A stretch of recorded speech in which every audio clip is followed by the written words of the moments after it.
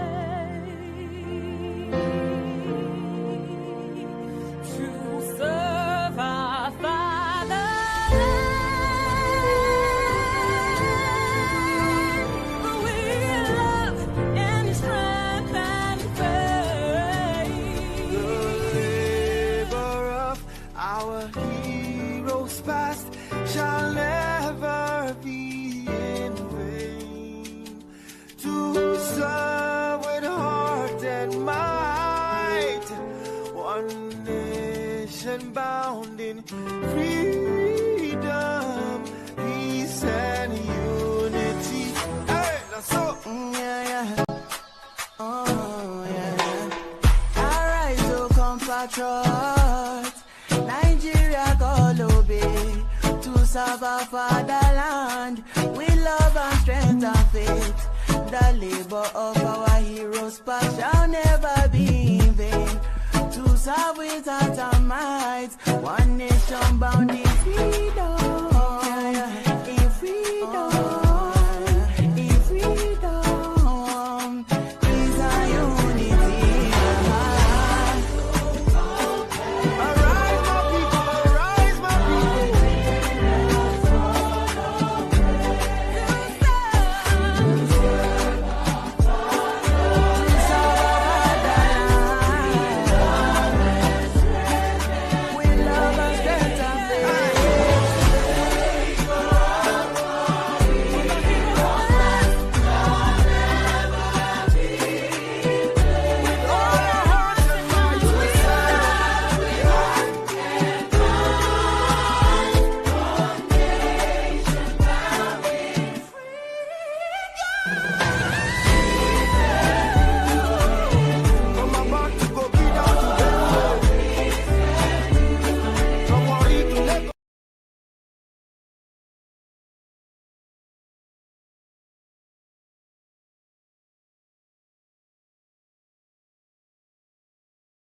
Well, this poll also is coming at a time where Nigeria's president, Bola Ahmed Tinubu, good morning to you viewers, actually.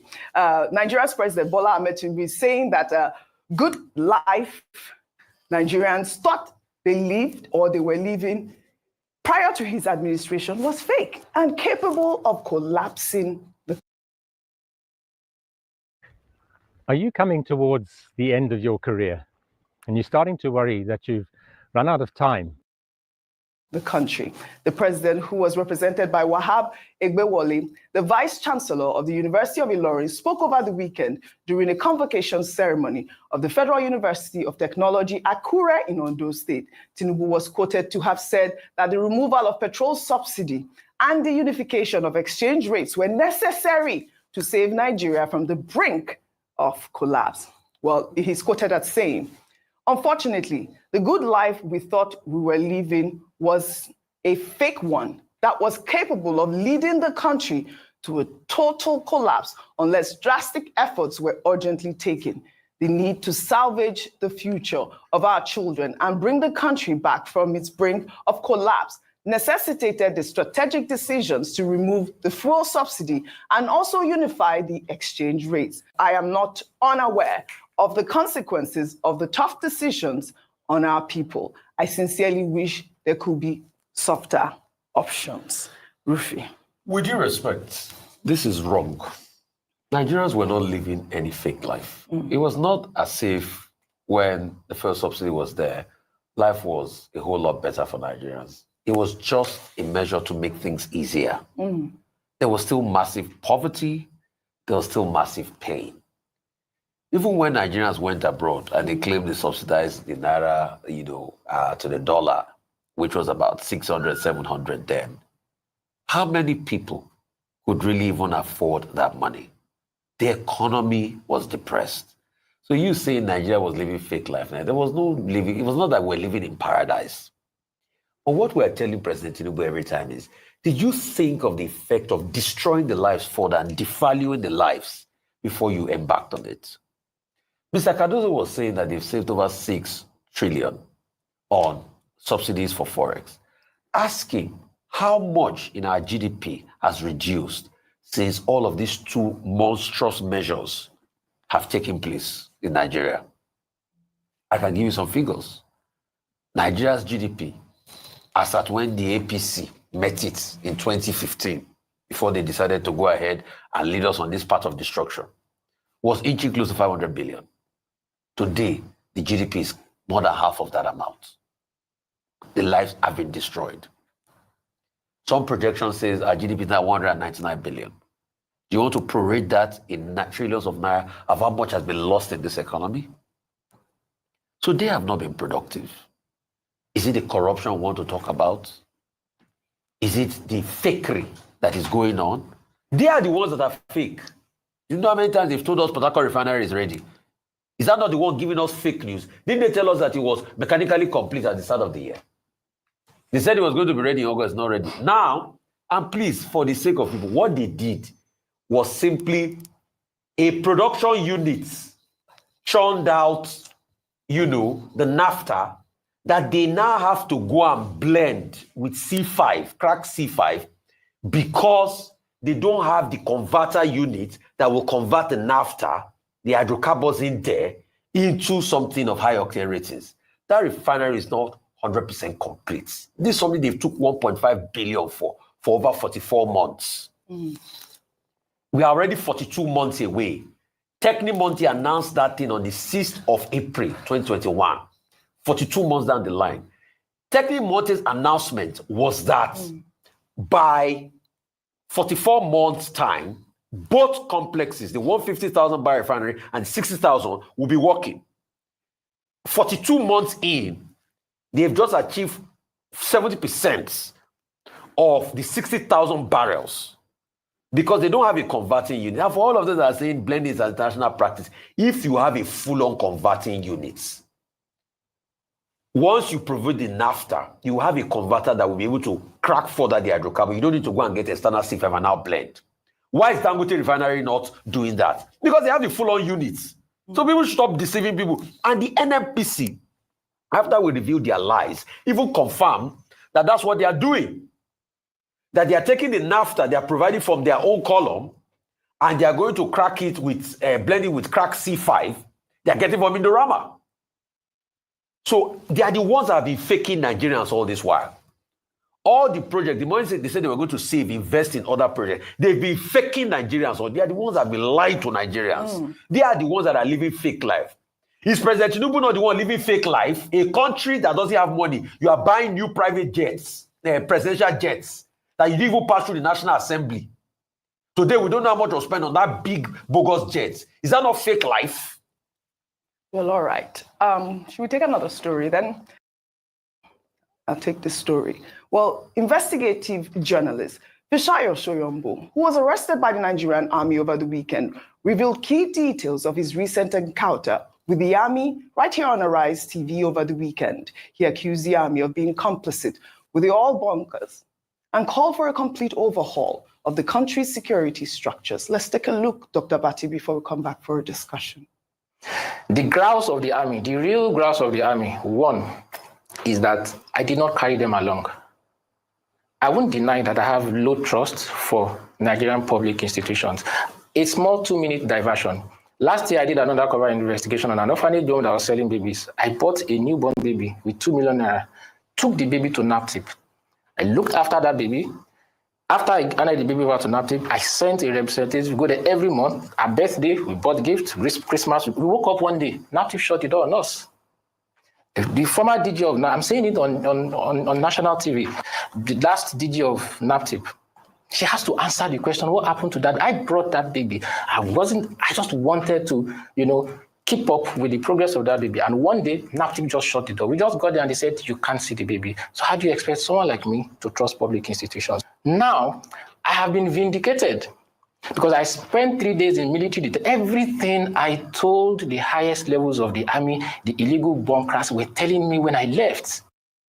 Dr. Bate, this was a real expose.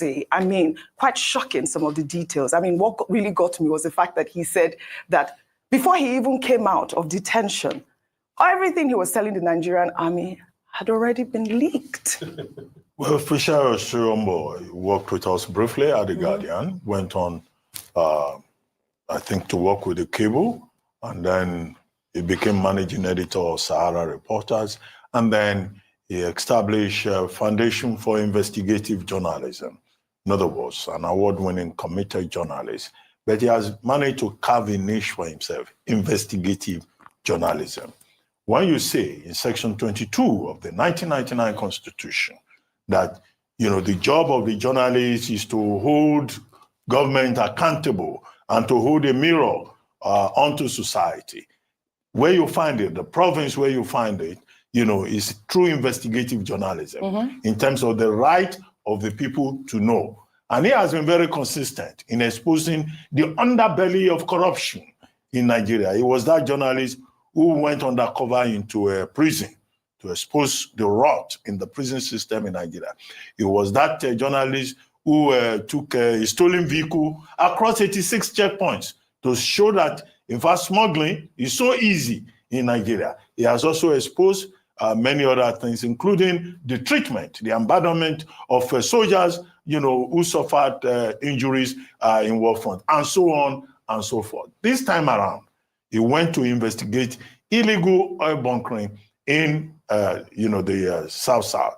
This is a problem, a major problem in Nigeria. Crude oil theft, which experts after experts, government officials after government officials have said is part of the problem with loss of revenue and a major threat to national security. And then the soldiers happened upon him. It was clear. They did not arrest him. He was the one that came out.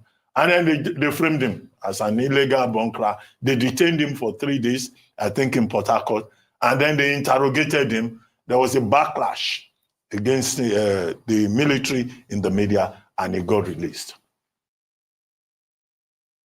Giddy up. Let's get right into it. How do you make money using artificial intelligence in tools like ChatGPT? But the key point is that everything that he said to those people, everything before he went out, even the illegal oil bunkers had been informed by the military. The big thing here that he has pointed out is how people have been saying that there is collusion between state officials and these people who are into illegal bunkering.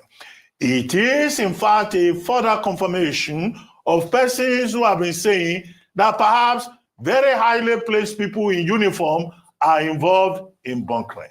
It doesn't make the military look good.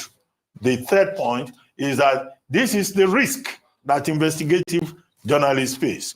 Not many journalists will have the courage of a Fisayo Shombo to go and do investigative journalism because of the risk involved. There is also big risk in journalism practice generally, internationally, as the Committee to Protect Journalists continues to point out. But I salute his courage. Yes. And I think this intrepid journalist should not be discouraged by this. But he has revealed another truth about collusion. Mm-hmm. And I think that the Nigerian military should address this. And specifically, he identified the person who revealed secrets or investigations to the illegal bunkers. I don't want to mention names, but he said it himself on television. And that's something that the Nigerian military should address. All right. Well, let's head over to Kenya now, where some American tech companies like Meta and OpenAI are being sued by digital workers who they employed for as little as $2 a month to sift through horrific online content to train AI. The digital workers accused the tech giants of slave labor, saying that they were underpaid, overworked, and got inadequate mental health support. They spoke to Leslie Stahl of 60 Minutes. Let's take a look. I looked at people being slaughtered, people engaging in sexual activity with animals, people abusing children physically, sexually, people committing suicide. Basically, all day long? Yes, all day long. 8 hours a day, 40 hours a week. I was told I was going to do a translation job. Exactly what was the job you were doing? I was basically reviewing content which are very graphic, very disturbing contents. I was watching dismembered bodies or drone attack victims.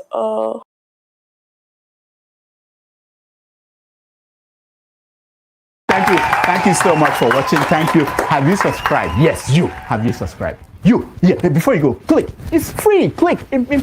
Just that's it. Have you subscribed? You are laughing. Have you subscribed? Have you subscribed? Thank you. Thank you. Thank you. Hey, madam. Thank you so much. I can see you. I can see you. We have to get to 100,000 subscribers. This by the end of the year. How are we going to do that if you don't subscribe? Yes, you. Yes, you're about to click off. Why? Have you subscribed? It's free. If you don't, ask your son, ask your daughter how to. Just one click. Thank you. Thank you. I see you. Aha. Thank you very much. Thank you very much. I'll see you tomorrow.